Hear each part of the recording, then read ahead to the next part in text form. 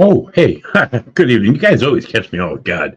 Welcome to another riveting edition of the Ghost and the Goat podcast. I am your host and paranormal investigator, Buddy Thayer.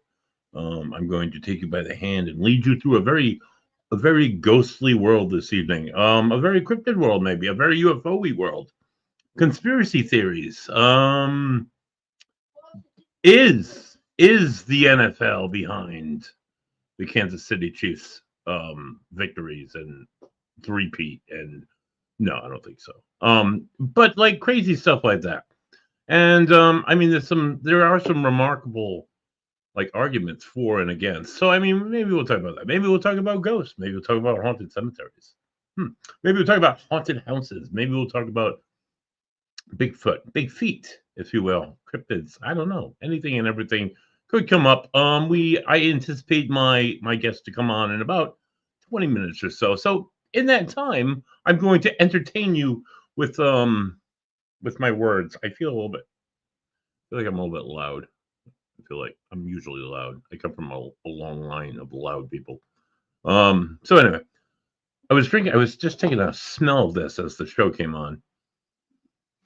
Oh, doctor. So this was gifted to me by a coworker who doesn't drink beer. I'm like, what do you mean you don't drink beer, dude? He's like, I bought some of this beer for a friend that came over. He's like, I got nothing to do with it, buddy, because you know, shit, I don't drink beer. I'm like, dude, you should change your words.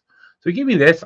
I'm familiar with Clown Shoes. They have an IPA. This is Fruitorian.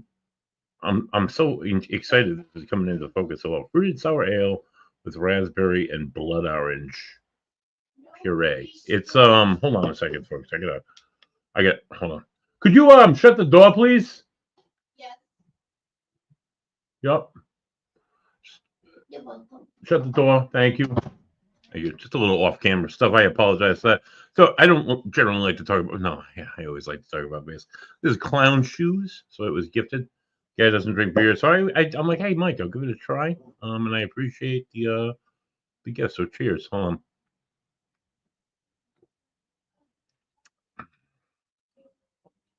on. Hmm. It's got a pucker factor, as Costas would say, about two. It's not too like overbearingly sour. The blood orange doesn't present all that heavy. It's like a summertime. I could crush like 25 of these at Umbergok. Hold on. Oh, that's delicious. It's 5.8% alcohol by volume, so it's like a little bit heavier than a Bud Heavy. So it's so light and so delicious. Thank you, Mike Roy. Appreciate your kindness and your thoughts. When I think about kindness and thoughts and good beer, I think about my other podcast, which is called Three Dudes Brews. We've been doing a pre-recorded vodcast, I guess you could say, where it's video and Joey Paranormal comes down and he films it with his like special cameras and mics, and then he gives it to Ed, and Ed makes it magical. And hey, Courtney, thanks for doing what you do, and uh, and we put it out like once a month. We go to different breweries, we talk to different brewers, we talk culture and beer, and we drink their beer and we talk good stuff like that. Another thing we do, we just recently kicked it off. It's called Three Dudes Brews The Last Call. So this is a live thing. We started last Thursday.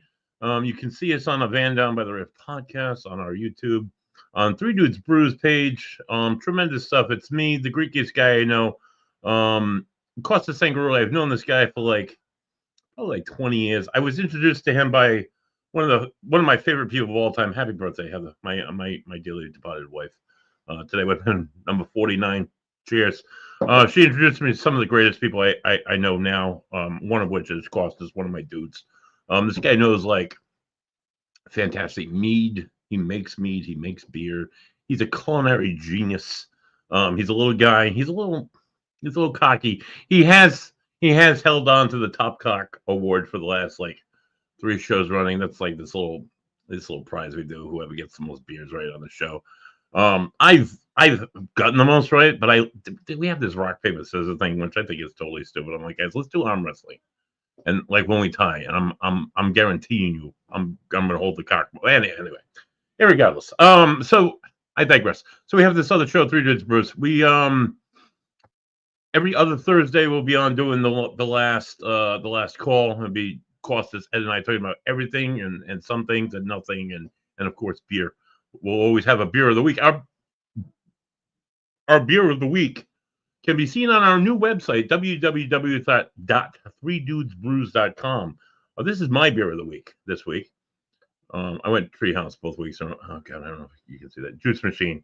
It's one of the most sought after IPAs. It's a double IPA. It's a double bagger. Double bagger. If you're from the New England area, it's an 8.2% alcohol by volume. It's pineapple. It's oranges. It's delicious beer. Give it a try. You can only get Treehouse at Treehouse Brewing in Sandwich. Oh God. Right over near Worcester, just south of Charlton.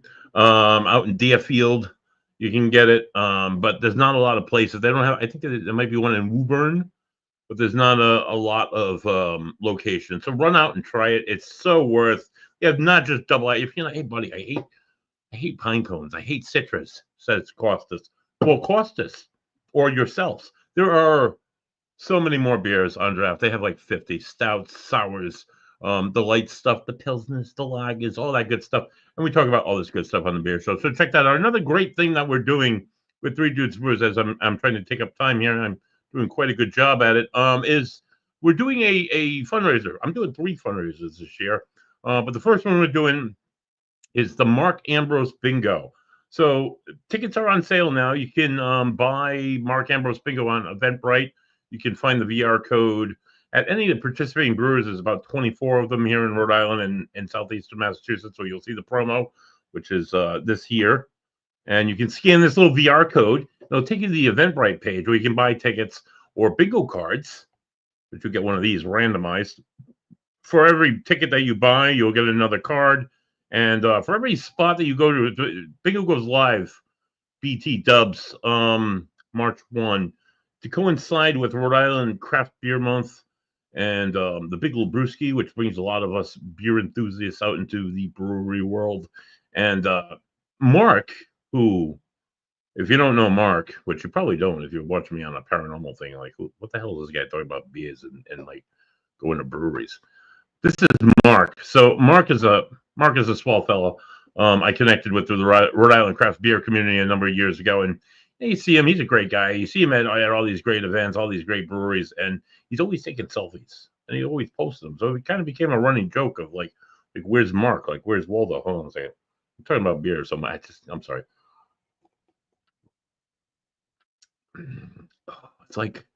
It's like lemonade by the pool.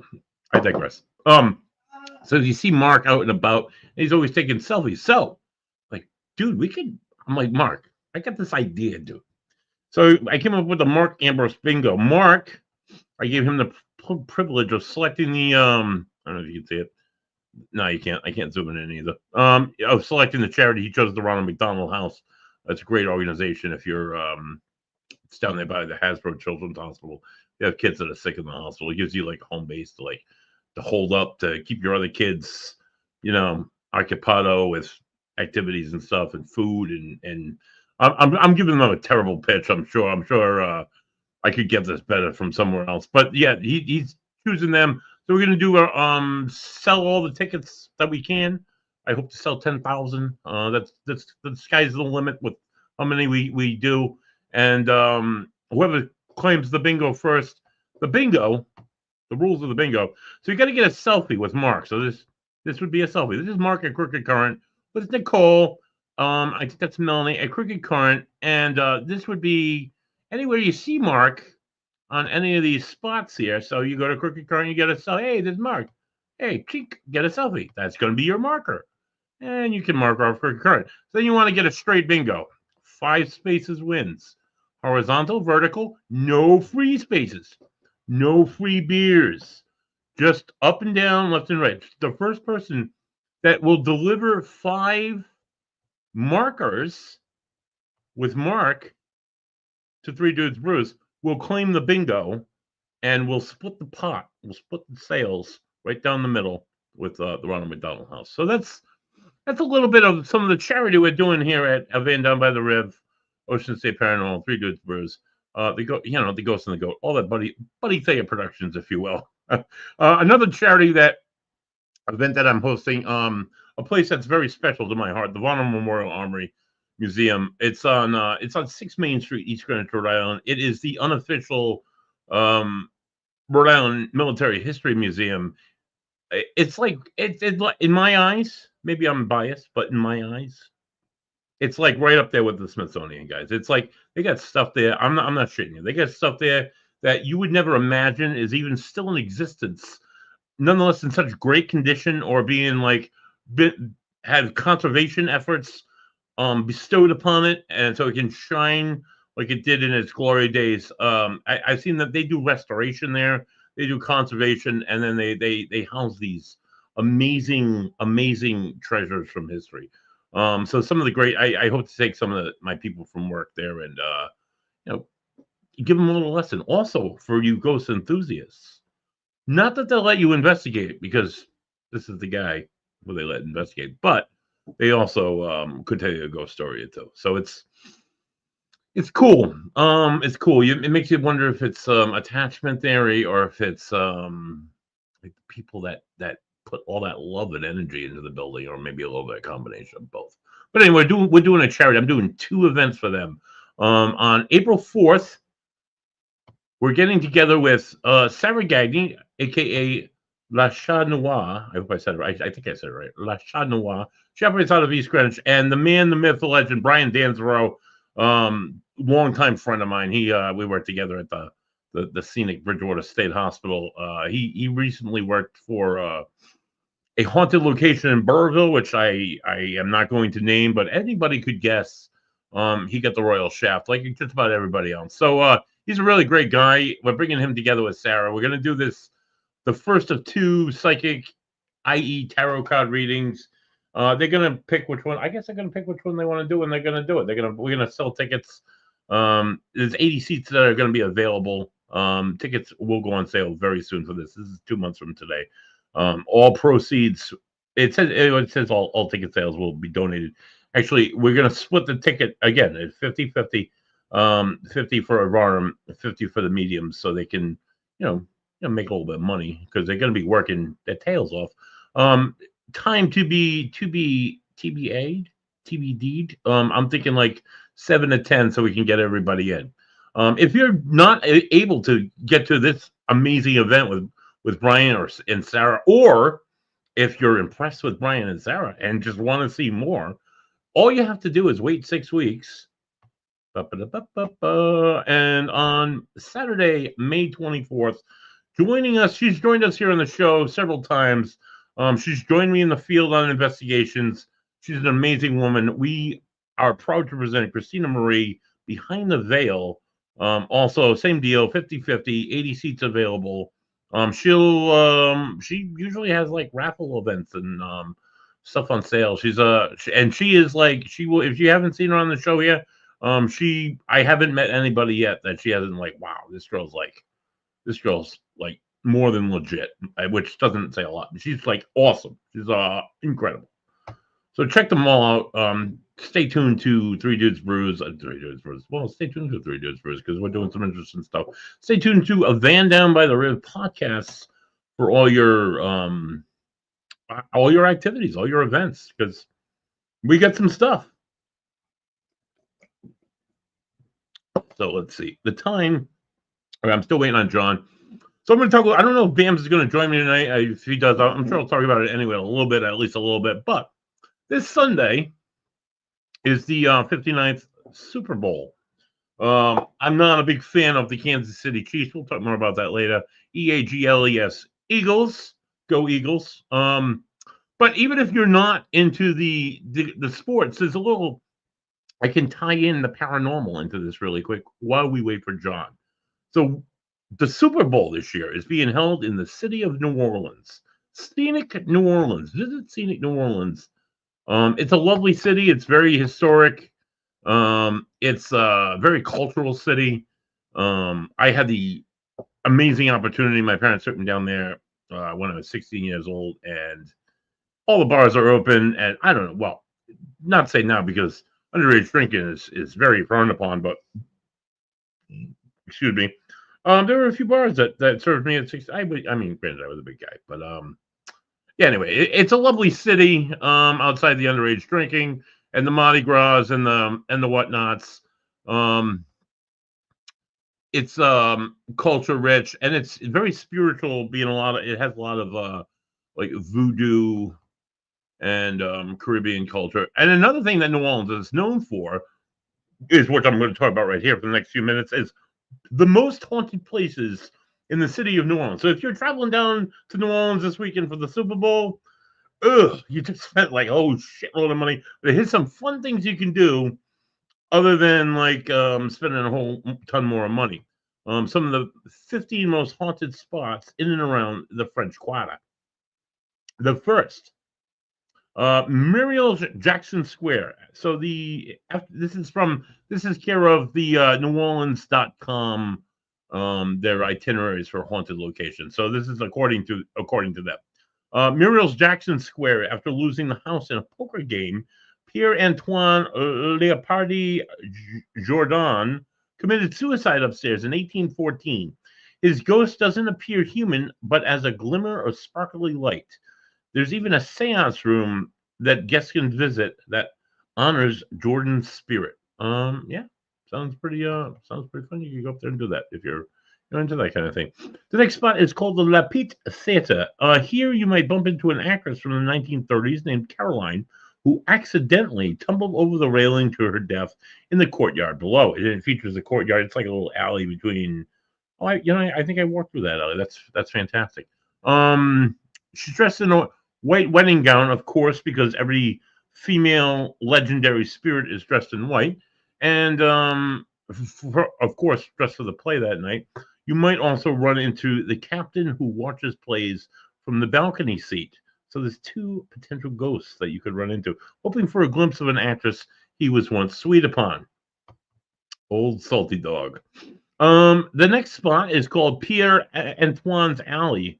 Pierre Antoine was a beloved priest who worked tirelessly for the poor.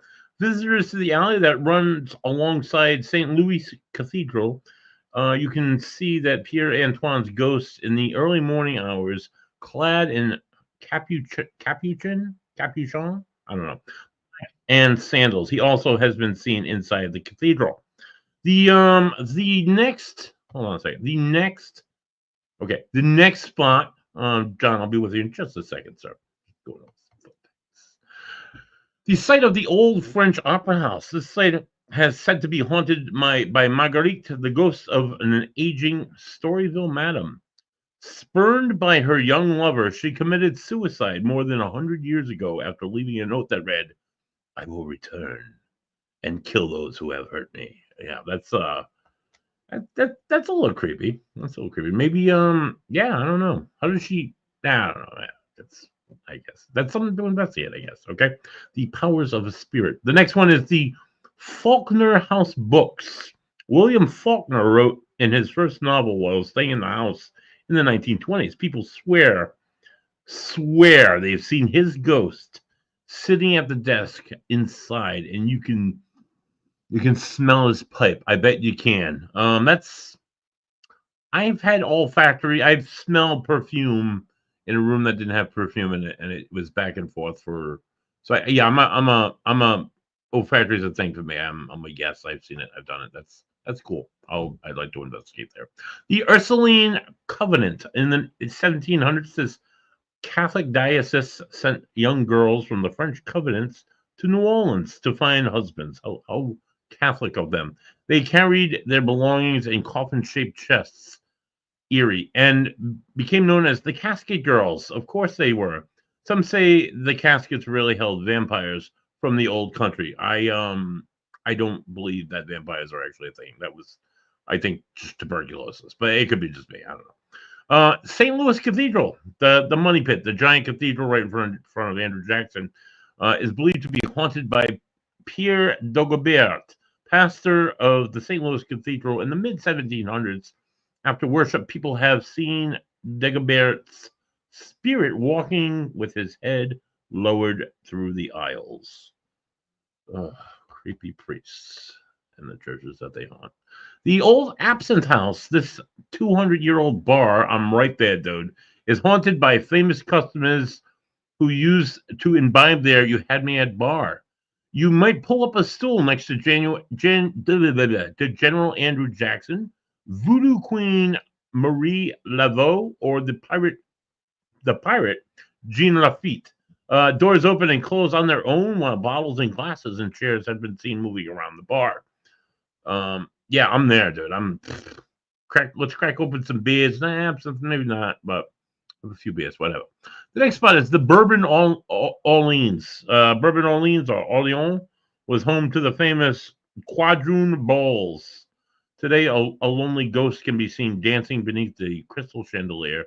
The hotel is home to a ghost nun who slapped a man while working on a stairwell for swearing. That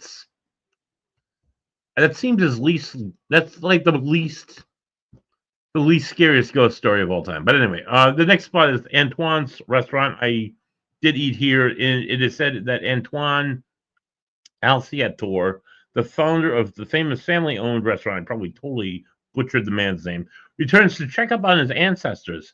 Other spirits in 19th century clothing peer from mirrors in the washroom. That's so. There was I remember. I think it was a Tops episode, a Ghost Hunters episode, where they went to a place in San Francisco. It was on the Unsolved Mysteries, and they debunked the whole thing. And they were like fake, like faces in the mirror, and like a hologram created by creating the Blue Lady, and like what a sham. That is awful. Anyway, that just reminded me of that. The next place is the Herman Grimm House, built in 1831 for prosperous Creoles. The house is said to be alive with pleasant, friendly southern ghosts who scatter scented rose and lavender around their rooms and light the fireplaces to make it cozy.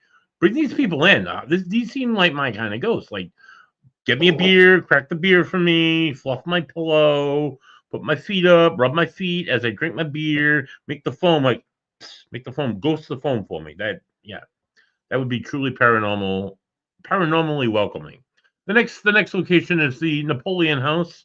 This now eatery and bar has had a few different roles since it was built around 1800, pretty old, which has led to a variety of different specters, excuse me, haunting the site because it served as a hospital during the Civil War. The ghost of a Confederate soldier can be spotted walking the second floor balcony. Other common ghostly phenomena from the 20th century, the figure of a little old lady sweeping the balcony, and the mysterious appearance of glasses on the bar once everything has been cleaned and put away for the night. Most mothers report the same phenomena in their kitchens every night. I just cleaned the kitchen. You left your dirty glass on the sink. I don't know if it's paranormal, but that's what they're reporting. The next spot on the we got a few more. We got like 4 left. Next spot is the Marie Laveau house. This is the Voodoo Queen Marie Laveau lived on the site, now 1020 St. Anne Street, between 1839 and 1895. Those are some years to live in New Orleans. A lot of stuff happened. Her spirit is said to still conduct wild voodoo ceremonies here. And it shows the house below. I'm sorry, I don't have a share screen on. Hotel Monteleone, I believe this is the one that I stayed at. It has a pool on the roof. Anyway, this is a stay at the Hotel Monteleone, comes with a dose of haunted history. Legend has it that the 14th floor, actually the 13th floor of the Hotel Monteleone, is home to some paranormal activity. Guests have reported hearing footsteps of Maurice, all right, Begere, Begere? I don't know. The youngest ghost child who haunts this hotel. How do they know it's Maurice? How do they know it's not Bob the janitor who drank himself to death and died in the boiler room? Or like how do they not know it's like any other ghost that could have been there? And I don't know. Hey, I don't This is for tourists, I guess. Anyway, the Andrew Jackson Hotel, which looks quite lovely. The ghosts at the Andrew Jackson Hotel are some of the more interactive specters encountered in the city. Back during the building's tenure as a boys' boarding school, 5 students died in a fire here. But they have spent their afterlives playing and causing a bit of childlike mischief. And their laughter and footsteps are often heard throughout the hotel and courtyard. Wonderful. The spirits of the boys, along with one believed to be a former housekeeper, will move personal items and furniture around guest rooms. The boys hiding items as a joke, and the housekeeper fluffing the pillows and straightening the towels. That's sounds like a lot of fun. The Andrew Jackson Hotel, guys, check it out. It's 2 stories. It's like that old get that old railing on the second floor. You know that French Quarter, like, if you were looking at it like I am, you'd be able to know. The last place on here is Sultan's Palace, the Gardet La Petre House, also known as the Sultan's Palace, was leased by a brother of the Turkish Sultan in the late 1790s. One stormy night, of course, assassins, of course, brutally murdered everyone they found in the house. Ghostly forms have been seen there for many years. All of it seems very exciting, and how much of this they can actually connect to history, or actually say it's this ghost of the next ghost. I don't know. I can't really speculate. I'm gonna say maybe some bullshit on. I don't know. Maybe some tourism. I don't know. I can't tell you. But this has been from NewOrleans.com, their website itself, and that's what you can think about in New Orleans when you're watching the Super Bowl on Sunday. Go Eagles again. All right. So speaking of ghosts and speaking of spirits, tonight's guest, he's a paranormal investigator. He's been around the field for a little bit. He's from the he's not I'm in Rhode Island. He's like right up that way. Southeast. He's right up the 195. Yeah, the 195, I think. Right southeastern Massachusetts. He does a lot of work with the Bridgewater Triangle. Has seen a spirit in the Rehoboth Center Cemetery. Some like really old history in Rehoboth in this area of the world. He does stuff. I think he does stuff with Big Feet and stuff, and maybe UFOs. I don't know. Please welcome to the show tonight's guest. First time on, John Gomes. Welcome to the show, John. How you doing? Hey, bud. Thank you for having me. How you doing? Pretty good, John. So you investigated with. You're currently not investigating right now, right? You take a little. You're retired. Yes. Yeah, kind of retired. Like I had a couple of things going on, so I just had so much going on. I had my own team, and then we disbanded, and then so I just decided to take a little break for now. But I wanted to get back into it, more of a documentary side. Yeah, it always calls us, dude. It always, no matter how you pull yourself away, it always pulls you right back in, dude. It's always fascinating. When did you first? When did you? Some people have childhood experiences. Some people are like, oh, I started watching the ghost shows. When did you? What first turned you on to the paranormal? Well, I was very young, about the age of 10, 9, 10 years old, and I had some minor experiences. I had 2 with ghosts, one with a UFO, and it was something interesting. My first apparition sighting was like I was sleeping, and I guess it was a stormy night, and it woke me up, and I seen this blue apparition in my doorway, and faded away. And being like a 10-year-old, we were just wondering if it's like a dream or if I saw something. Right. A few weeks later, I got up to go to the bathroom, and on the way back, I stopped by my kitchen to get a little midnight snack. And on the way to the kitchen, I seen this black shadow person with glowing white eyes in my kitchen. And I'm like, and I asked it, "Who are you?" And it just faded away. It disappeared. Wow. And that's been with me ever since I was young. So since then, it got me. What did I see? What did I count it? So I started watching. Started watching ghost shows. And then it got me interested in the topic. And as I got older, it's something that I wanted to learn. So as I became a teenager, I started doing cemeteries with friends, being in buildings, and then I got into it. And then when TAPS came on, I was like, hey, this is a team that out there does this. I want to join a team. So I met Taps. I met a couple classes with them, and I learned the basics. And then once I got done with that, I found out a couple of teams that were hiring in Rowland, and I joined my first team, which was led by former Taps member Brian Bell, called Home Paranormal Research Society (HPIS), and I was with them. I was with them for a couple of years, and then once I left that group, I ended up joining my second group, which was Taunton Paranormal Group. And we got involved more with the serious cases, including demonic cases. I got to work with Father Bob Bailey. Oh, Father Bob, he was on one of my first shows here on the Ghost and the Goat. He's a great guy. He's also a fellow beer enthusiast. I hope to have him on one of my next beer shows. A couple of times I'd be out, we did like New York cases, and we out drinking with Father Bob. He's a funny guy. He's a great guy. Oh, he's a great guy. But he's not like your, not to say anything about a Catholic priest, but he's not your atypical. He's like, oh, you feel like you got to be reserved, and this guy's like, he's telling me about like, oh, buddy, I had a moment at Captain Doherty's. I'm like, oh yeah, we say, when are we gonna go out drinking some beers? I'm like, anytime, this is great. Oh, he's not like your normal your Catholic priest, and he goes out, and he's a ghost hunter, if anything, So there's like he's not like your normal Catholic priest. He's a cool guy. In fact, we went out to New York, and my first time drinking with him, I was like, and things I heard him say is, "Father Bob, are you a priest or what?" Right. And we were just laughing. Like it was a great time. So, so we did that for a couple of years, and once that group disbanded, Father Bob and the old team leader Rob Jacobs, they wanted to focus more on exorcism and helping people out, so they ended up going their own ways. And I took a little break, and then after hanging out with a couple of friends, we did a couple of things here and there. I started my own team, which is called FAIRS, First Accountants and Research Society. Nice.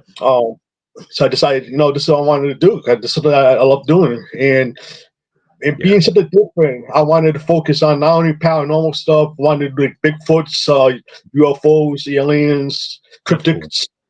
So that's being a different group. Before I get into all that, I just want to go back really quick when you first started your story. So you were like a little guy. You thought you saw something in the doorway. You got up to go to the bathroom. You went to the kitchen, and you saw a figure, right? A shadowy figure with the white eyes. Yep. And as soon as you spoke to it, it disappeared. Now, disappeared. Yep. That was one night. Did you have any experiences while living in that house? Did you have any experiences after that? As I grew up in the house, I haven't really had no major experiences outside. Outside, like with a UFO, one time I was playing in the backyard and I looked up and I seen this odd-looking cube hovering, and then it was just flying. The way it flew, and then just disappeared. Wow. But besides that, I haven't, not to my knowledge, I haven't really had no more major, paranormal experiences. I ended up moving out there in 1993 to my grandfather's house. But where was that? Was that an apartment or a house? Where was that? This was my first house. It was in Pawtucket. Pawtucket. Oh, Pawtucket. Yeah, dude. I lived in the Bucket for 8 years. It's a great town, man. Beautiful people. Yeah. It gets a lot of flack because there's some, it's the Bucket. But I mean, it's a heartfelt. It's a beautiful. I love Pawtucket. It's unfortunately they lost the Pawtucket Red Sox, but that always kicked me in the ass, dude. Come on. And the fact that they're doing with McCoy Stadium, they're tearing it down to put a school there, but they're building a new soccer stadium downtown Pawtucket. It doesn't make sense. It doesn't. Why they wouldn't keep the poor Sox in Pawtucket? But the Red Sox wanted to move. John Henry wanted to move them because Pawtucket didn't have a lot of resources to offer players. I don't know that Worcester does either, but I mean, I guess has better hotels. I guess that hotel, that one hotel that Pawtucket's really known for, is the one right on 95 as you're driving through the city. Going back like 7 years ago, my wife and I were living off of Newport Ave. It was a nice area, but I over there at Slater Park. I loved it. I used to love walking and everything. But we were in a basement apartment, and some of the pipes burst. So they had to fix all the flooring and shit. So they put us up in this hotel on the 5th floor. It was like a suite. It had a kitchen and everything. It wasn't that sweet, though, dude. There was some nasty activity running out of the first floor of that building. Scenic Pawtucket is not so scenic. They have beautiful breweries. Yes. But Crooked Current's one of my favorites. But cheers, Nicole. But yeah, it's that's I wouldn't stay in Pawtucket. Stay in Providence. But visit Pawtucket. It's nice. Yeah. Yeah, I digress. Anyway, so you had that first experience in Pawtucket, which is awesome. Then you didn't experience anything for a while after that. No, once I got, like I said, once I moved out to my grandfather's house, personally, nothing apparitions until I got involved with no, like I said, I wanted to do this. It was a peak of interest, so I started doing the cemeteries and started doing abandoned buildings with my friends as a those experience. And a couple minor things happen, a couple of things like maybe we seen like shadow figures running throughout the cemeteries, stuff like that. But it was just like a learning experience. Absolutely. Now I did the same myself. We went call it some people call it now legend tripping. We used to go to like the Mercy Brown grave, being from Rhode Island, like the Nellie Vaughan, Cyrus Tillinghast, those are the like vampires. The I Am Waiting and Watching on the grave. So they're in the middle of nowhere. Really cool graves. Really cool sites. But we used to go to like Ramtail Factory in Foster. We used to go play go ad school in Exeter, go to places like that, hoping to have an experience. Never really did. So I'm like, is it real? I don't know. And then it kind of like slapped me in the face about 12 years later in my late 20s. I worked in a haunted house and I did everything. I told everybody. I'm like, I don't want to hear your stories. Like, don't put this in my head. I was working overnight shift. I'm like, I don't want to hear this. This is bullshit. This is like this isn't real. And yeah, it made itself real. But what I want to ask you, so you saw a shadowy figure, you've seen shadows and figures in the cemeteries. What are a shadow person? Is it a separate entity? Is it just a shadow? Is just the way light is being cast? What are your thoughts on it, John? The things I've seen, the shadow people I've experienced, I think they are separate entities because they know they've like I said, like the first one I encountered when I asked it, like, it's been standing there, glowing white eyes. You definitely see the eyes on it. And then when I asked it, like, who are you? It just faded away. I seen other shadow figures where they were moving. Like, I have a bunch of friends, but we're standing there, and then we see something moving, and we're like, "What is that over there?" And you can tell it's a person, and then we go chase after it, and it's gone. So I believe them to be some type of separate entities. Okay. Well, whatever they are. I think I found a few images on the internet of shadow people. If anybody doesn't know what we're talking about, this is one of the popular. It's a shadow. Sometimes it's a blotch. Sometimes you can see some detail. You can almost see the hat on this one and like the arms and stuff. Here's another one that's really pretty detailed. That hat is almost always like or this straight up, and they're always a little bit taller from what I understand. I saw years ago when I first got into doing this, probably around 2008 or so. My wife worked for this dental lab out in Smithfield. I think they're different. They're not even the same entity anymore. But this woman she worked with knew that I was into. Your husband's into the ghost thing, and she's like, yeah. She's like, show him this picture. I swear, I wish I still had this picture. It was phenomenal. So her brother, not into ghosts at all, and a friend of his, they were going to go spot some areas in Gloucester, Rhode Island, for deer hunting. Right? They took a bunch of pictures. He was snapping pictures of different like trails and different areas. And then right before they get back in the car, they snapped a picture of him. So they were over near. There was an old cemetery, an old Rhode Island historic cemetery, which there's like 13,000 in Rhode Island. You would never even know some of there because they're all buried in the woods. This old cemetery. They didn't see it, but it's clear as day in the picture. It looks like a man. It looks like this. It looks like kind of similar to this guy here, right here with the hat. But he looks like he has like a long coat on. You can see his legs. You can see the hat. You can see you can see his hand is like this. You can see the definition of the fingers. So I don't, dude, and it was so like, holy shit! I'm like, this is before AI and that shit. This is not like Photoshop. This is like, what is that? And it looked like a man. but it was a shadow. So what are your thoughts? Is that like a protector of the cemetery? Is that a protector for the dead? Is that what, an elemental, or is that what you think that was, like maybe the gravedigger? What are your thoughts? I think they're like certain degrees, like there are different types of shadow people. Yeah, The one you referred to, the one with the hat. I think they call him the Hat Man or something. He's been yeah, a yeah, yeah. well I've known, heard that. Yeah, a well known shadow person. Every time people see him, he has this well defined brim hat. yeah. And he appears in a lot of places. So, regardless if he's like some type of protector or some type of like messenger or something, he's one of them that I've been really interested in, like something that I've been, because every time I hear should be a shadow person story, I talk to people and they talk about your basic ones, but the Hat Man is always the one standing out, and like Yeah, right. so That comes out a lot. yeah. So I so yeah. what he So, is so an yeah, entity. So you believe it's an entity? Okay. yeah, that's definitely an entity. I still have to question everything. When my in working in that group home, one of my first experiences was looking into a bedroom. I was about a foot and a half away. It was in scenic Woonsocket, Rhode Island. It's a very old mill house, and it was a group home for children, and the motion sensor started going off. So I knew a kid was getting out of bed. I'm looking into the dark room, and I see a figure coming out, and it worked right out. It worked, dude, within like a foot of me. And went in front of me like that. It was shoulders were moving. You could see the definition of the head, the shoulders, the arms swaying. But I saw a shadow. I could see through her.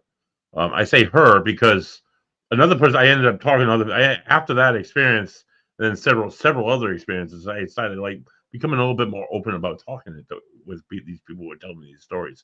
Yeah. And one of the other overnight workers, she would see a woman frequently going in and out of the bedrooms. Boys would wake up with like feeling like this, like somebody like rubbing their arm. And one of the clinicians told this kid, your grandfather just passed away. It's your grandfather coming to Oh, check on you." Like, oh my God. So you're admitting, as a clinician, as a licensed social worker, you could like commit me right now for saying this shit. But you're telling this kid that you're being touched by, because you know that there's ghosts in this place, and you want to make him feel at ease a little bit more that that's his grandfather. But it's probably Mrs. Piranunzi who owned the place. Oh my God, dude. It's so I don't necessarily think that shadow people. I'm not saying you're wrong. I'm just saying my perspective. I think that's how I at the time viewed her. Um, I don't know. Maybe I'm wrong. I don't know. Now I see people. I don't know if this. I don't know. So I don't know. Have you ever seen a ghost? Have you ever seen a full figure? I've seen it. Yes, I have seen a full body apparition. Well, that's right. You had that experience in the cemetery, right? The Rehoboth Yeah, Cemetery. Oh, the please, whole let's talk about that. Please, go ahead. so we're hoping for cemetery. I was with Tom Paranormal Group. That was one of Yeah, our playgrounds. So when we weren't doing investigations, we had a little downtime. yeah, We had like a YouTube show called Haunted Happenings, and we would do like yeah. shows. So when we didn't have no cases going on, we will often go out to well-known places in the Triangle area, and we hoped for Cemetery was one of our hottest spots. So I think this was my second or third night out there. Hmm. Um, and the first time we went out there, we had some great crazy experiences. So what we did was my second time out there, I learned that this old man, his name's Ephraim. He says he's Hmm. supposed to be an evil old entity. And when you walk the cemetery, you feel like a evil, like a bad feeling type sense in that cemetery. So the second time we went out there, we had two groups. You know, one was on one side of the cemetery, one, and they had my group. It was me, my friend Ed, Hmm. and we were in the back part of the cemetery, following a path. And then we were just walking, talking. We kept hearing noises. We kept hearing laughing and like voices and stuff. And then as we were walking out a path in the back section of the cemetery, all of a sudden I see this white glowing figure walking across the road, hunched over. And at first, I thought it was a team member. So Hmm. I would tell my friend Ed, I says, "Who's that over there?" But then from the left corner of my eye, I see a flashing camera. So the team was on the other side. So then Hmm. I told Ed, I said, "Hey, if the team's over there, who was that? So then we went to chase after it, and it was gone. But the figure was hunched over, and then when we got to that point where he was supposed to see him, and there was no one around, I told Ed, the guy that we seen, he was hunched over. Was that the old man that we seen? And we believed that was the old man apparition because he was hunched over. He had white beat up clothing, outfit. He was really like old fashioned looking, and so that was like my favorite full body apparition sighting. Yeah, for sure. Yeah, that's the kind of like seeing a local legend almost. You know, that's kind of cool. What you say? I've done one cemetery myself. What other cemeteries have you investigated that you found? Any EVPs, any great EVPs, or any other sightings or photographs that were like in a cemetery or otherwise? Oh, we did. Like you mentioned, like Mercy Brown. We've been to Mercy Brown. Yep. A couple. We caught about EVPs, like saying "get out." You know, I don't think it was Mercy, but because she was the one we were going after. But we caught a couple voices. Yep. We did Nelly Vonk Cemetery. There was another one in Massachusetts. I forget the name of it, but there was one that we were just walking, just like investigating, and then I was standing on a grave, and then my friend had a voice box, that's the radio ghost box, and it was a lady. She was yelling at me, "Get off my grave!" Oh, wow. And I'm like, and I was like, "What are you talking about?" And then I looked down, and I was standing because it was one of those flat stone graves that's in the ground. So I looked down, and I was standing on the grave, but I told her, like, I didn't mean no disrespect. I didn't see it. So they came through a spirit box. The spirit box. Oh, wow. Get off my grave. And then look down. It was covered in grass, but we put out the grass, and it was a lady's name. And it's like, oh wow. Yeah. So sure enough, there's a lot of cemeteries like that with this. You don't even know the gravestones there. It's under like it's been knocked over. It's under like inches of dirt, years of dirt. You know, it's terrible. It's one of the reasons I think I want to be cremated because I think about that. I think about one of the cemeteries I had was some of the best experiences in, and some of those creepy experiences. Honestly, I haven't been back in a few years, and probably because the last time I was there, I was like, holy shit. And I just never went back because I was alone. But Elder Blue Cemetery in Cumberland, Rhode Island. Any experience? Ever been there, John? The Cumberland, Rhode Island. I haven't really investigated yet. I heard great stories about it. I've done the library. I've done 9 Months Misery. Oh yeah. Did you do the library or the path outside? Yeah, I done that. I caught some great things here. I caught this huge light orb on one of my pictures.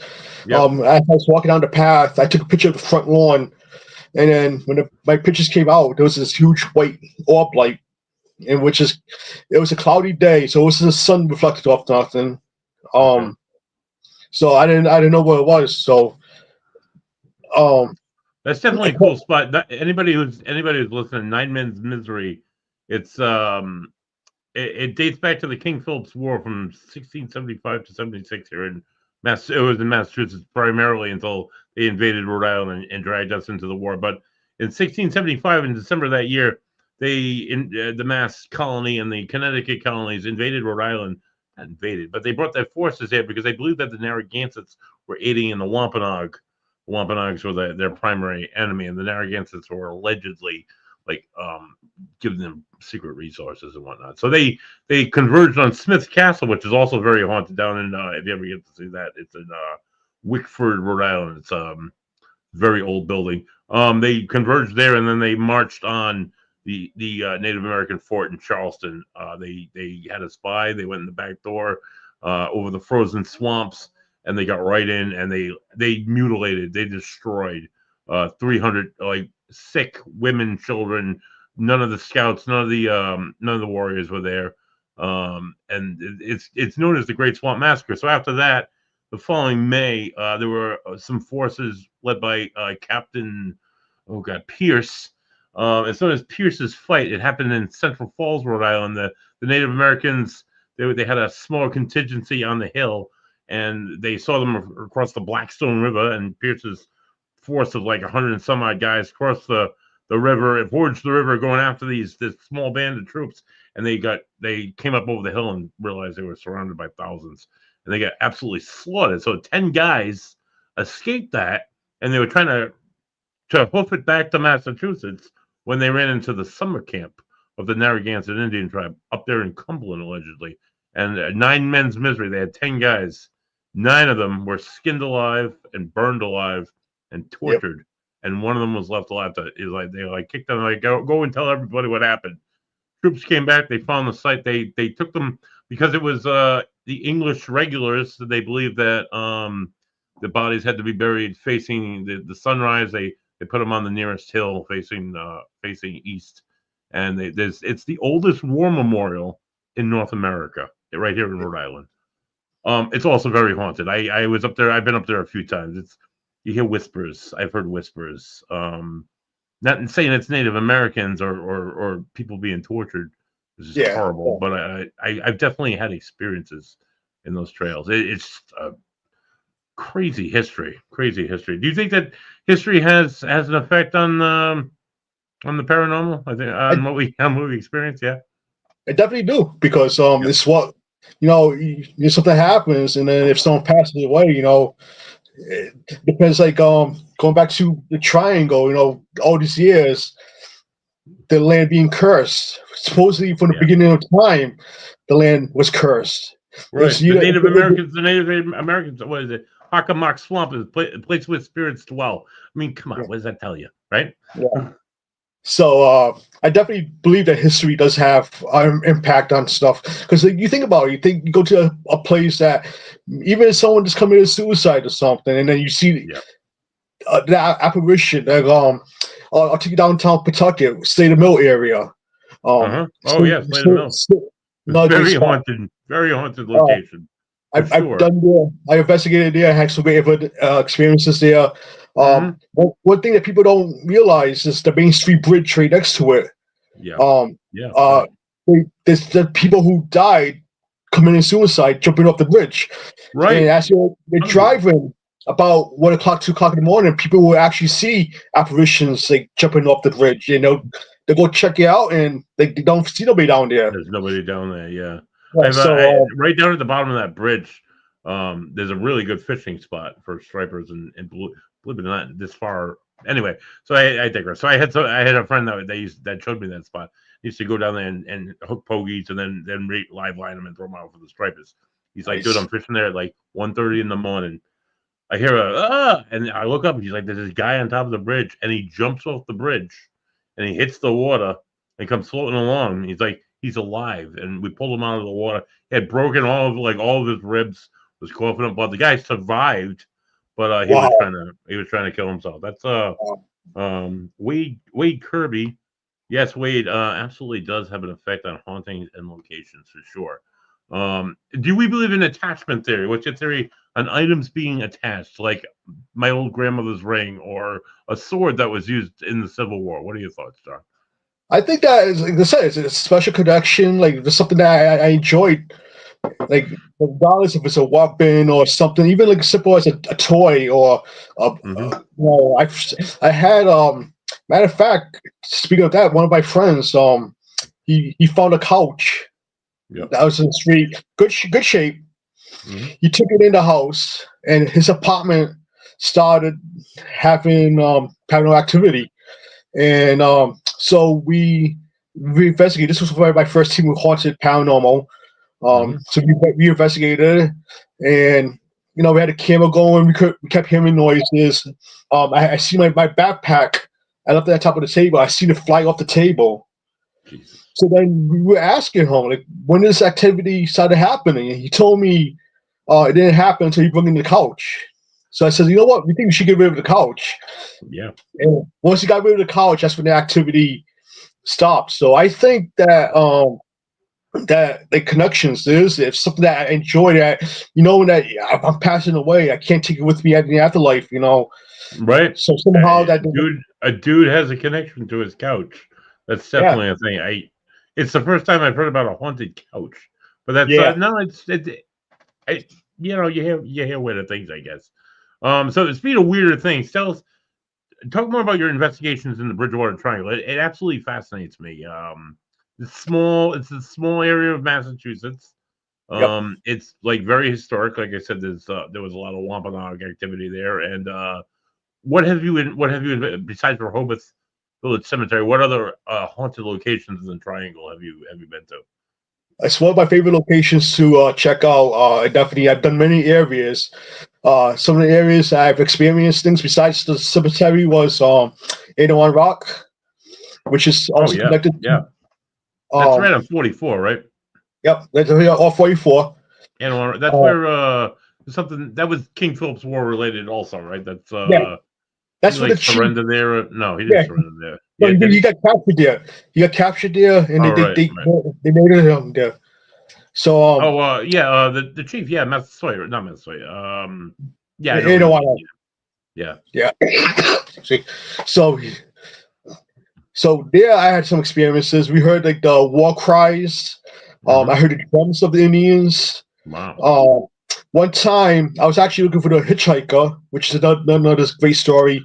Yeah, And yeah, that's yeah. what the Go ahead. and as I was driving down 44, I passed Anawan, and at top of Anawan Rock, I've seen this huge fire. There's a fire burning. I'm like, and this is like 1 o'clock in the morning, 1 o'clock, 2 o'clock in the morning. So Hmm. I'm saying, what's going on over here?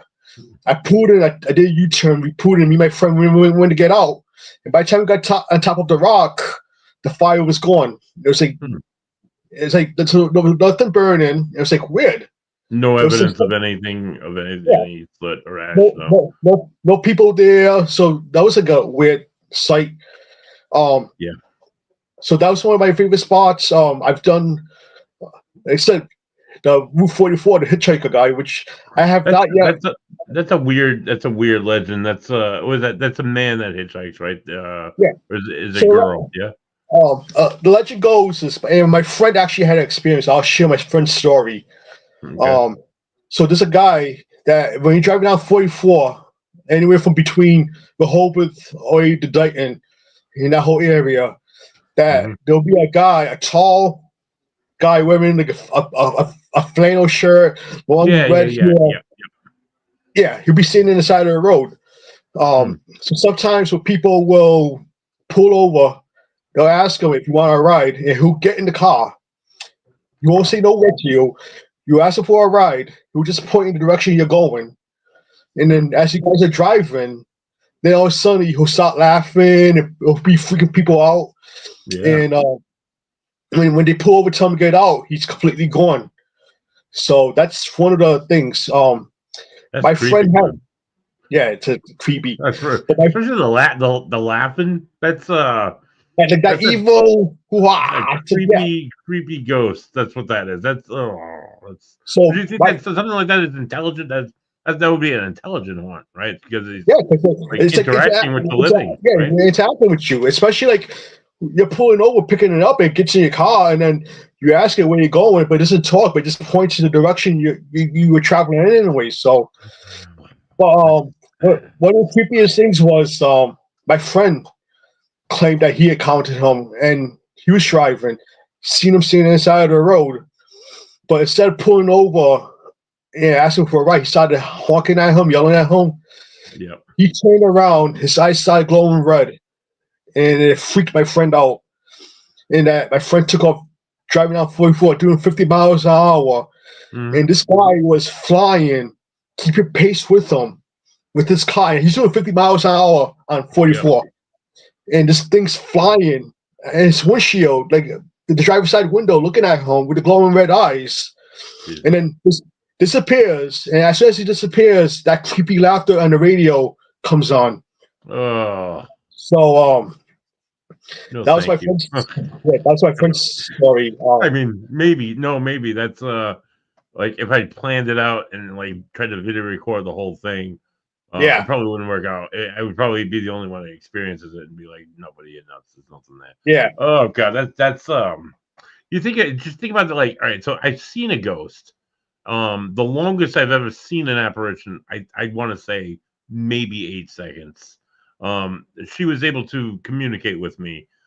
She was not very happy. It was not planned. I was not investigating I just happened to be somewhere and she was there, and I was not expecting. Other than that, I've seen ghosts, and usually it's for shorter amounts of time, and they're never talking to me. They're just sitting there like looking at me or looking off Yeah. into space. Um, but to have that much interaction, so you pull over the car, you see a dude standing there, thumbing it. Hitchhiking is kind of frowned upon these days. But anyway, he's thumbing it. You pull over. Hey, dude, you want to ride? He gets in the car. He sits in the car and you drive in which way you want, and he points, and you're having this face-to-face interaction with what you believe is a human being, and you start driving, and then he starts laughing. Which no, I work in mental health, so I one of my clients he laughs inappropriately often. He's responding to internal stuff, whatever, dude. But that's just creepy. And then you either pull over to let him out, or I've heard other people driving and look in the rear view, and he's completely gone. He's totally going. Yep. That's a lot of energy for a spirit. I'm not saying I don't believe it, but it's a Yeah. lot of energy for a spirit to. Usually, you see a glass move, or you Yeah. see like they'll set off a K2, Yeah. or they'll. I mean, sometimes they stack chairs. Not that I've ever seen it, but I've heard a place I just investigated. They had chairs stacked, which is Yeah. that's creepy as hell. Um, how much? What defines, in your opinion, what defines what a spirit can do with their energy? I mean, what gives one spirit like the power of God, it seems, and another like barely the energy to speak? I think, like you said, you have different levels of spirits. Yep. Being with the demonics, there's different levels of demonics. You have your weaker demonics, you have your stronger ones. And the stronger ones, out the demonics cases that we've investigated, I have been attacked, I've been scratched, I had my eyes poked out by something. Okay. So, All right. so I think that it works on the same level. Some spirits are weaker; they can do something small, just move a little object. Where if it was a stronger spirit, that they might be able to do more with the energy or Do something. different things. Yeah, do different Yeah, things. I've had weird forms of communication come through. It's yeah, honestly, it never stops baffling me or keeping me interested. But demonic spirits. I'm my question to you. Okay, so we toss this out there to you. So in life, we have the sweet old grandma, and we have Uncle Hank. Sweet old grandmother, she died. She's a sweet old lady. You imagine her in death as a sweet old lady. She comes to you sometimes in your dreams. You smell when you wake up. My mother used to have these experiences with her grandmother. Years after passing, she'd wake up and she'd smell like she was like right in the room. She had that old grandma smell, you know. yep, That the woman by your side, the woman who you see. My wife used to see her grandmother. My wife reported the day she walked up the aisle, she could see her grandmother in the pew in the church. She only had one boob in because she had a mastectomy, and but she had her one boob in, and she was smiling and happy, and people like will have that image of a spirit. And then there's yep, Uncle Hank. Uncle Hank was a drunk, and he beat his kids, and he beat you up, and he was a jerk. And now he's coming back, and he's still that asshole. He's that asshole spirit. What's the difference between? How do you know the difference between an asshole spirit, because I've been pushed, I've been scratched, and yeah. I'm not sold that it was a demon from hell and an asshole spirit and a demonic entity or a negative entity. What's the difference, and how can you tell the difference? I think like what goes around you. Mhm. You have your poltergeists where they do things to scare you. They want you out. It depends on the EVPs you get. Um, I think I think mean spirits they won't hurt you. They'll scare you, but they won't hurt you. I think demonics are the ones that they're out there because that's their goal. They want to hurt you. Mhm. They want to take control of you. Because I Yep. had friends that they sometimes will go in a spot, we'll feel weird, but they'll feel out of it. I had a friend that felt like he was being possessed, and he started getting sick, and we had to get him out of the room. I had friends that was bitten and stuff. I think more demonics, they're more serious. They're more, we want you out of here, or we want to hurt you. They'll hurt you. Yeah, I think that with mean spirits. They just want you scare you. They just want you to get out of here. Just want for attention and stuff. Yeah, they'll knock things down. They'll throw glasses and stuff. Or Okay. maybe they'll push you and stuff like that.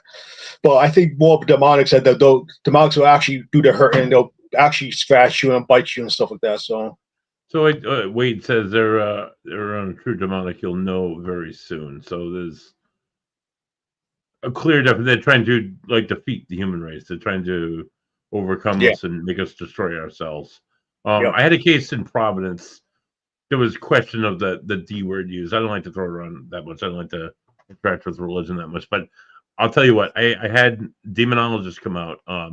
Friends of James Anito. He sent a few people down my way, and they came and they did a house blessing, and we took part in the house. It was very like, I grew up in Catholic churches, so it was very like Catholic mass, and they did a session on the first floor, and they did a session in the basement. I was in the basement a month before that with two mediums, and one of the mediums got scratched. One of the mediums got sick. She swore she was seeing a kid like worshiping the devil. They both of them were like adamant that there were demons. I mean, they're like saging, they're doing all that stuff. I'm saying to myself, I'm like, if you're a demon, do something.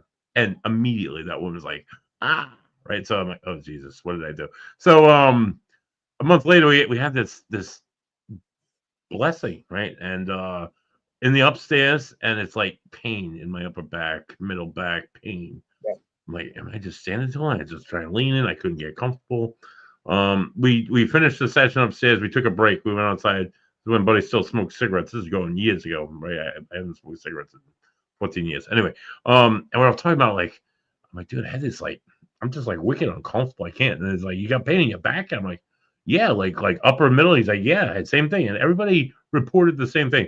Then we went downstairs in the basement, and it was September. I think it was like September like 16th or 17th. So here in New England, it's still warm. It's still seasonable. It's a little cooler. It was probably like 70 degrees that day. We're in a basement, which is normally a little cooler, and at times it felt like it was 90 degrees. At times it felt like it was like 30 degrees. At times we heard people walking around upstairs, and there was nobody else in the building. Some of the EVPs I got were a little weird, like a lot of whispers, like it sounded like more than one person. It was uneasy. What do you do? I'm a ghost guy. I tell everybody, I have friends that are demonologists, and I'll hook you up, but I'm not doing that shit. What do you do when a client comes to you and says, "Hey, I think I got a demon"? How do you discern between, and how do you deal with it? Like I said, I had experiences with my second group. When we got more involved with demonics, like, and some people knew that it was demonics. And some people just were saying that it was like, it was an active case. So we go investigate some of these places, and then we found out like what happened. And, sometimes we determine that it wasn't a demonic, but it was like a poltergeist or whatever, doing it for attention. But we still, like I said, working with Father Bob, we still bless the property. We still help the client by cleaning out and doing the exorcism and stuff. But with some of the demonic cases that we investigated, that we come in. I had team members bitten. I've been scratched, pushed, my eyes gouged out. What? As a matter of fact, it was a private residence house in I think it was in Lincoln. And this is actually on YouTube from our show Quantum Happenings. I think it's episode 31, where we're doing the investigation. And throughout the house, we kept hearing growls and stuff, noises, bangs and stuff. Yeah. And it's trying to scare us away, So we get to the master bedroom, which was one of the hot spots in the house. And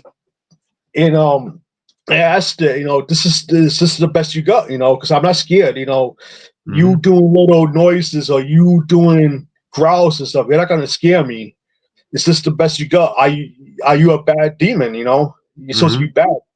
You don't hear it live, but on the show prior to my attack, you hear this vicious growl, and then within seconds, my eyes started burning. which it felt like it was fingers poking my eyes out, trying to gouge it Oh, out. Jesus. And I had to get out of it. My friend stopped recording. He walked me out of the room. And after we had an EVP in that room where you heard me saying that, like you hear me, oh, my eyes is burning, like, it's just my eyes are burning. And then you hear a growl saying, "That's what you get." And that was Um, called an EVP. So yeah, it's tough to that's determine. Like, when so people say, I think you have to go based on what they experience. If someone says, "Yeah, I've been having experienced this," or "I've been experienced scratching or whatever," but when you actually out determine what's a demonic force or what's a poltergeist force, it's gonna be really tough to tell until you actually get in there and investigate and experience for yourself. So yeah. So unless you are educated as a demonology, yeah, I won't ever. I won't. So is that, buddy? I think I have a demon. Let me call a friend for you because I'm not the guy for you. Not that I'm afraid, but I'm just not. I like the ghost stuff. It fascinates me. They never stop fascinating me. How they interact with people, the living.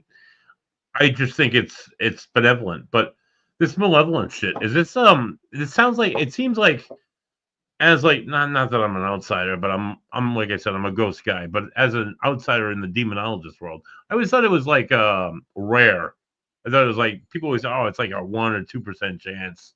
They're not that popular. They're not. And then I've heard other people saying everything you experience is a demon. What are your thoughts? How popular do you think demons are amongst us?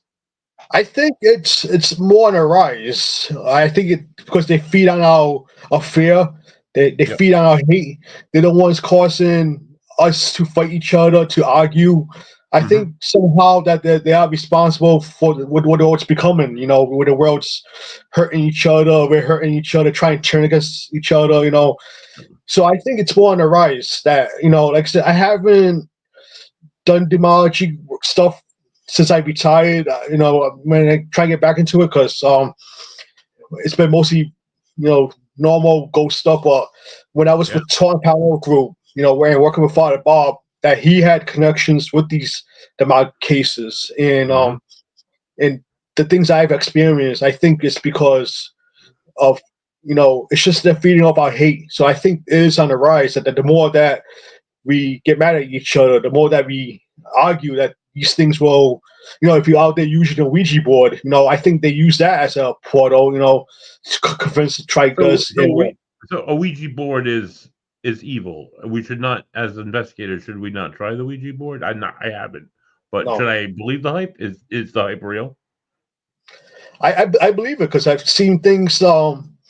I've seen a friend that he used it, and I told him, "Don't do it. Don't be careful with it," But they went on with it. So the next day they called me, and it was like I got a hold of one of my relatives and said, "Are you sure it was a relative? Because it could be an evil spirit pretending to be a relative just to let you in, give you permission to let you in. And as soon as they come in here, they're gonna start causing havoc." And that's what happened. As soon as he gave permission for the spirit to come in to make contact, things started going on in his house. And I said Yeah. the first thing is, don't break the board, don't destroy the board because we need the board to bring it back. Give Right. it to a priest. Bury it. Don't wreck it because that portal is going to stay open. And No. So John, then what? All right. So you got a Ouija board. I've never used one, but yeah, obviously know how it works. Everybody puts their fingers on the thing in the middle, and and they nobody's supposed to move it, and you're supposed to like whatever you ask questions, and it gives yeah. you answers. So now take something like the Ouija board. What separates something like that from like pendulum sessions and even EVP sessions? What's the difference? What makes one as evil or not as productive as another? Why is there the difference with the Ouija board? Well, I think the Ouija board, like I said, I think a Ouija board is something that opens up a portal or opens up. You give it permission for a spirit to come in.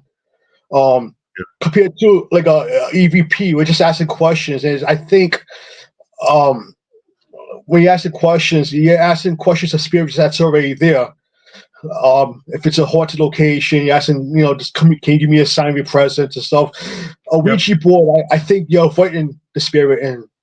That's what And our guest our chat room seems to say that you should know what you're doing if you do it, and yeah, it doesn't sound that reassuring. A demon infestation far more prevalent today than any time in history, and do not ever use a spirit board ever, ever, Wade, ever. And then Laura says that to use a spirit board, there must be a few things one must do before even thinking about opening the portal. Once you talk to a spirit, of course, the board, send it back and close the door. I just don't understand the difference between that and I guess there is. I've never used a Ouija board. Then again, maybe I yeah, will never will. I am a big fan of right here. This is my as an investigator. This has always been my bread and butter. yep, Forget the yep, lights, forget the gadgets, forget the bullshit. Forget yeah, the like. I'm gonna spend $300 on something I see on TV, and I'm gonna have the same experiences. No, you're not, because I don't know. yeah, I spent $40 at Walmart like 12 years ago on this, and it's one of my best investments. I can hook it up to the computer, which now every one of them have it. It has two microphones on the top, which is very special. yep, I've captured more evidence on this thing. Not I can't really say it's evidence, but I data, if you will, that will support the fact that I think there are spirits amongst yeah. us. What's your go to, John? I go to I said my spirit box. I Yeah. love my spirit box because it's right there. You listen to it. I got a couple of disco recorders that I love listen to it, but the only problem is sometimes I won't know it until I go home and review the evidence, and then if I call a great EVP. But I would prefer to have something that I can listen to that if I know something's there. So my spirit box is one of my favorite things because as I'm asking questions. Like I said, I have gotten things through it again. I'm right there, so I can ask more questions, or I Yeah. can ask like, "Hey, show me your presence," or "Can you give me a sign?" Even like I said with my friend that we were talking, and that lady was getting mad at me because I was sitting at her grave, and then I looked down, and I am on a woman's grave, so I apologize and stuff. So but then The I got spirit like, box is definitely interesting. It just yeah, whether you say, "Oh, dude, it's radio," but like some of the stuff that comes through there, they yeah, can't say on the radio. Like, "Hey, get the fuck out of my house." You don't hear that on the radio. You don't hear that collaborated between 12 different stations within like a 5 second scan. It just doesn't explain it to me how it happens, and maybe I'll believe the skeptics a little bit. I don't know. I I've had some fascinating like wow moments with the spirit box. But go on. I'm sorry. yeah. So that's like one of my favorite things to use. I got my professional Nikon camera that I use taking pictures, and I've caught in some great pictures. So, I got apparitions. Hmm. say the mill. I caught a female apparition standing in the doorway. Hmm. Some private residents. I caught apparitions, and when I get a chance, if I get an email or something, I'll email some of these pictures. But I my camera's definitely my favorite thing too. Just coming in taking pictures, and then when coming out seeing what I captured.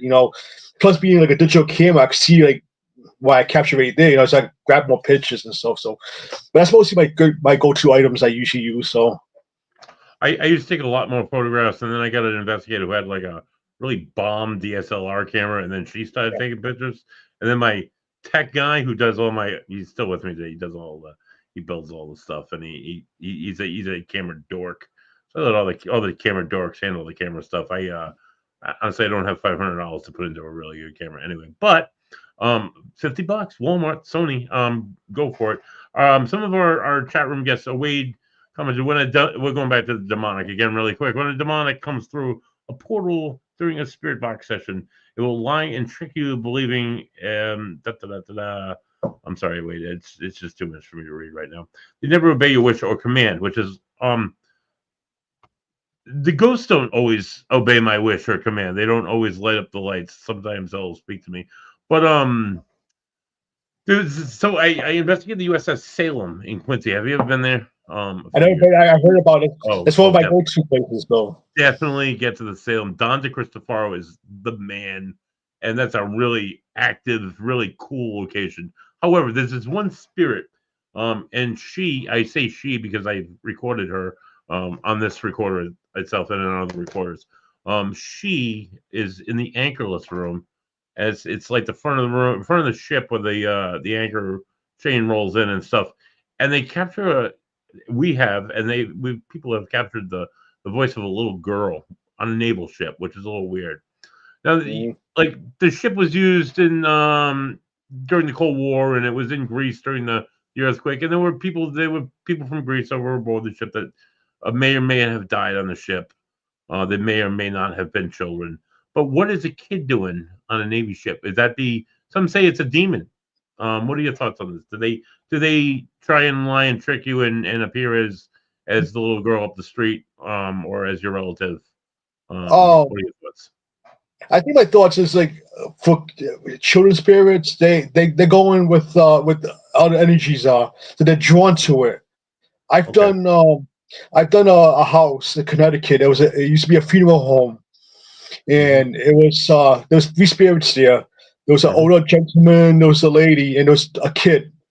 Hmm. Um, and the kid was drawn. My friend, she was kind of a psychic. I said the kid was drawn because the kid didn't know the kid that he was dead, and he Hmm. wanted the presence of he wanted the energy of a adult. And the lady was the closest thing to the mother, so he was drawn to this other spirit. So I think for children spirits, I think that they're drawn to other energies and they're just comfortable because most kids, a child spirit, they die at a young age. They don't know they're dead. And it Right. depends on how they pass away. If it was car accident or whatever, that they don't know that they're dead. So they want that energy. They want something like an adult with them. To So they're latch on drawn to, to other energies. like a parent. Yeah. Yeah, It's sad. It's another yeah, it's sad. sad part of the paranormal that kid spirits are out there lonely looking for that, and they do. We had a case in East Providence in Rhode Island, and the girl reported coming. It was like it's an old bungalow in Riverside, and she Yeah, reported coming in the house. Mom called me. She had pictures and everything. She called me. So she came home early. No one was home. She ran up the stairs, and it's like a 3-bedroom house, and she's using the bathroom, and she heard a little boy's laughter, and she called for her brother and called for her mother. Nobody answered, and when she opened the door and she came out of the bathroom, on the floor in front of her, all these little candy wrappers lined up across, and she's like, she was wow. freaked out because she didn't see those before. She went running out. So this is one of the Yeah, things she showed us. She had the picture. I don't know where the picture is nowadays, but we had the picture of this. So we did an EVP session in the house, and we left my friend Joe, my guy Joe, my tech guy. He left a recorder right on top of the banister. We went down into the basement, so we were a few levels lower. Nobody else in the house. You can hear my voice in the distance, clear as day. Oh my god, dude! Nothing gives me the chills just thinking about it. You hear that little kid's laughter, like, where is this coming from? yeah, Who the hell is this? Is this a demon? Is this evil? Is this a kid? But I mean, yeah, it's probably you would think it's probably a kid still hanging on. Yeah, that's yeah, it doesn't make it any less creepier though. yeah. Jesus. So Oh, yeah, switching gears really quick, John. You said you've seen UFOs. I've never had a UFO experience. You talked about the yeah, square in the sky. Your thoughts on the whole? It kind of like disappeared as quickly as it came on, but the yeah. whole what was it? Those things in the sky, Oh, drones Gomes, over New yeah. Jersey, over Philly. Some people were saying they were like Chinese. Some people were saying they were alien craft. I had people telling me, like people in government positions, that were telling me, buddy, those are aliens. Like, what are your Yeah. thoughts, dude? Do you think these are aliens? You think they're foreign? You think they're just a bunch of kids well organized? What are your thoughts, John? I don't think they're more because aliens like if these ships they're gonna make themselves known. They're gonna make themselves known. And I don't think they're gonna like. I mean, they may have small ships to spy on us, but I think that the drone sightings recently, uh, I did actually I've been looking into it. I think they're more of what's going on with the world, with these spies, and it's more to do with our government. Like, what the purpose of it, I don't know. Um, I think if it's aliens, that they'll definitely be using bigger ships or something to You would think, catch right? out. Something Yeah, larger so they could like beam us up or abduct us or even like blow up our buildings, like in I don't know, like in War of the Worlds or Independence, all the horrible ideas that the aliens could come and do. Yeah. I don't know where I stand on that. Oh, Honestly, what these drones, like people were saying, like government, like military, like yeah. why couldn't it just be like this group that this club of people who really want to like mess with the country? I don't know. I don't know if I need more proof. The evidence is still out for me, Yeah. I guess. I don't know. The jury's still out. What do you think? What are your thoughts on cryptids, Bigfoot, Big Feet? Have you ever researched Bigfoot? What are your I thoughts? I've like I said, I've been getting into him. I haven't done too much studies on him yet, but I have so much experience. Like I have a friend that focused on Bigfoots, and I told him like one day I'll go with you. And one of the things I like as an investigator is that when I find out something happened, I try to go out there as soon as possible, in hopes and catching. Um, Yep. Supposedly, somewhere in the Triangle area, a couple of weeks ago, there was a Bigfoot sighted in the woods. Right, I John, couldn't make it. I'm sorry. I'm sorry. I'm gonna. I want you to talk about this for 2 minutes. I'm gonna give you the whole screen. My Yeah, dog just came out, and I gotta go grab her and restrain her. So please, John yeah. Gomes. Go ahead. Oh God, how long? All right, so this Bigfoot was sighted somewhere in the woods off in the Bridgewater Triangle area, about not too far from Huckabee Swamp. Um, so my friend, they do more of Bigfoot studies and stuff. So they went out there to see what they captured. I couldn't make it that night, but so me as an investigator, I just try to go out there as soon as something happens. So that's the only reason I haven't. I am learning Bigfoot stuff, but I haven't really done too much with it yet because things I've seen or experienced, I haven't really experienced as much. But so that's one thing I'm still learning. But I do have friends, the Carl Johnson, he focuses on Bigfoot. I know that. So I listen to his stories. There's other people that I have friends that they focus on the Bigfoot stuff. So I try to see what happened, what time these sightings occur, and some of the things I've learned or heard was it's not too much around here that happens frequently, but there have been people that people I heard in the area that have seen Bigfoot. Usually that's when I wanted to know like when was the sighting so that I could get out there, try to catch any fresh evidence, any fresh footprints in the ground, um, any broken items like tree limbs that he's been known to do, building some type of structures with these limbs and stuff. So with the Bigfoot stuff, I'm still learning it. I still haven't done too much of it yet, but that's only because, like I said, I want to focus on fresh sightings, so that I try to get out there, get these fresh sightings, and but these other investigators I've been paying attention to see when a freaking sighting does occur, so I can follow up and hopefully focus on that stuff. So Thank you so much. The dog got into the garbage. She was ripping tearing ass apart. Oh God. Oh. Thank you for taking over the show for a few minutes, John. I really yeah, appreciate it. So anywhere that so you're retired. You plan on returning to the paranormal? You yeah. plan on investigating again? I'm trying not to, not do like a routine investigation, but I'm trying to do like more of a documentary type stuff. So I've been working on a YouTube show that I Nice. plan on calling Face to Face, where I'll be focusing on some of these many haunted locations. So I might have maybe 3, 4 people with me, but not like a big major team. But it's something that, Nice. yeah, I've been wanting to get back into it. So besides the YouTube show, I also been working on a book that I want to focus on, talking about some of the great haunt spots of Rhode Island and Massachusetts, and then hopefully maybe spread out more into further locations. So, but Yeah, yeah, definitely, that's awesome, dude. That's yeah. great. Some of the comments that were put up at while I was going. Drones were a 3-men seat type ship. Okay. Laura Pratt. Yeah, buddy, I got some stuff. Hey, Laura, I'm booking in April and May, so please reach out to me, and we would love to have you come on and talk more about drones and aliens. That'd be great, John. It's been great having you. Before I wrap up, I want to just check John out. He's on Facebook. He's going to be on YouTube. Do you have a site where your old show is on? So people can get you on your old stuff, or If you want to watch some of my old panel shows, like I said, my old panel group, Taunton Panel Group, we had some of the shows are still up on YouTube. When you go to YouTube, you can type in Taunton Paranormal Group TPG Haunted Happenings, nice. and then you see a whole playlist of shows.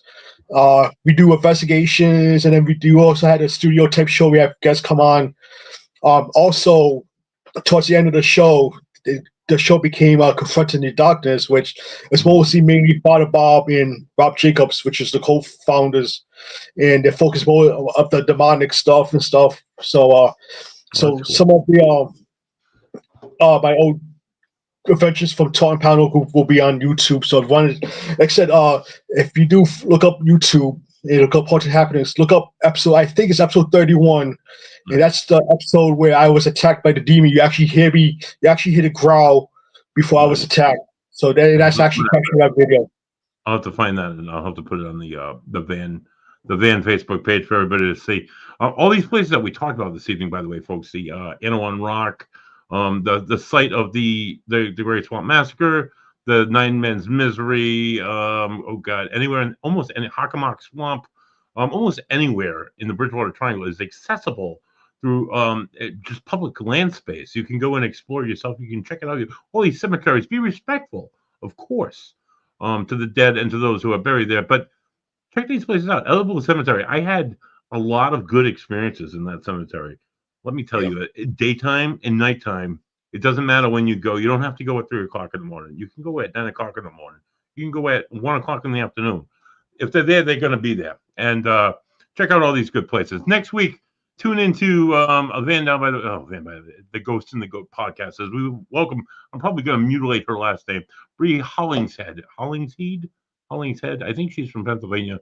She's an investigator. We're going on a slew of paranormal investigators for the next couple of weeks. Got a lot of great shows lined up for you guys. Tune in next a week from Thursday as we bring you the second Three Dudes Brews, the last call. We'll have my beer of the week this week is Treehouse, the Juice Machine. Get this stuff.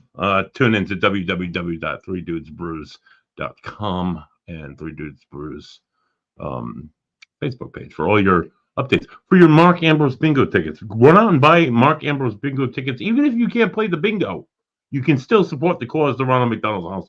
Just write in the tab like, hey, buddy, I don't want any bingo cards, but I just want to donate to this great event. So check that out. Check us out. Check us out at a Van Down by the River podcast. Me, Buddy Thayer. For John Gomes, I'm Buddy Thayer. As I said just a second ago, this has been the Ghost in the Goat podcast. Y'all have a good week. Peace.